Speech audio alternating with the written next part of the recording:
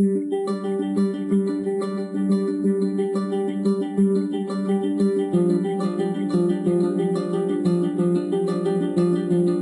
this is Steve Davis with Facilitator U. This is another in our video series to inform you on group process and facilitation and training.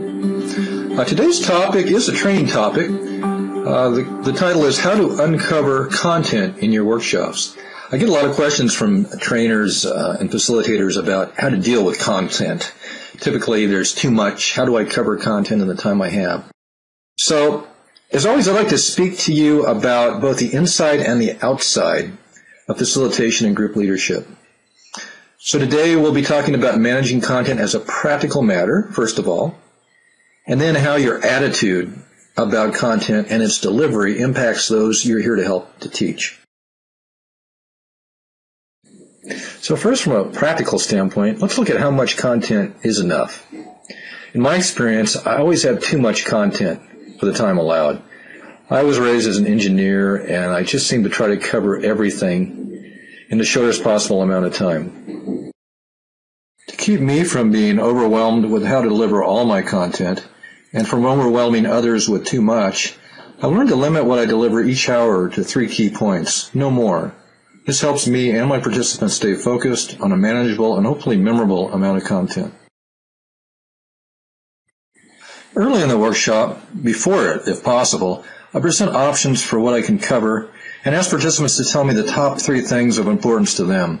This way I know what to focus on if we don't have time for everything, and I get the group's consent on what they want to cover before I proceed. Now let's look at your attitude toward content and how that might impact your effectiveness as a facilitator, trainer, or teacher. We hear the platitudes, content is king, knowledge is power, thrown around a lot. But what is content? Content is simply information from the past, and it's about the past. I've seen many trainers who attach far too much importance on content and the information they bring to a group.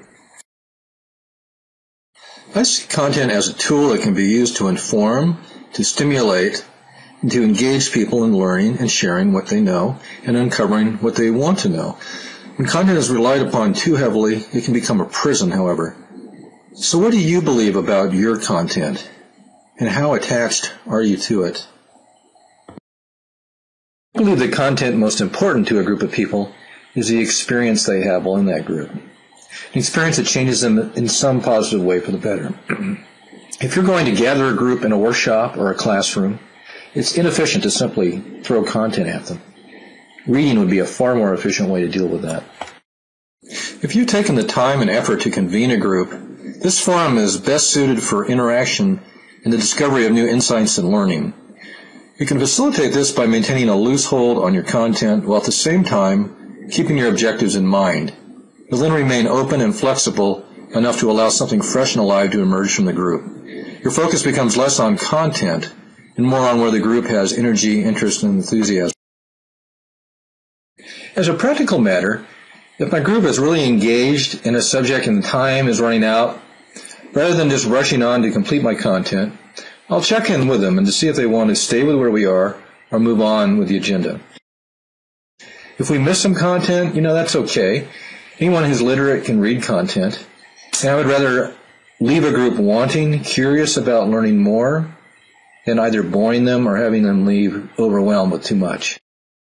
Something that's really freed me up from an over-concern with my content is now I give people everything I know on a subject in writing beforehand.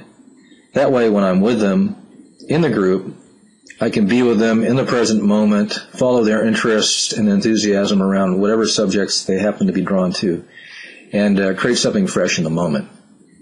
I hope that helps. I hope you enjoyed the video today. Again, this is the first in a series of videos, so come back to the site and take a look. We'll be adding them all the time. And I'm really interested in any ideas you have, questions you have that you'd like to see addressed in these videos. And also, make sure to visit our site, facilitatoru.com, and sign up for our free weekly publication for group leaders called the Master Facilitator Journal. And we have some other free gifts there for you as well. I look forward to hearing any feedback you have. Thank you.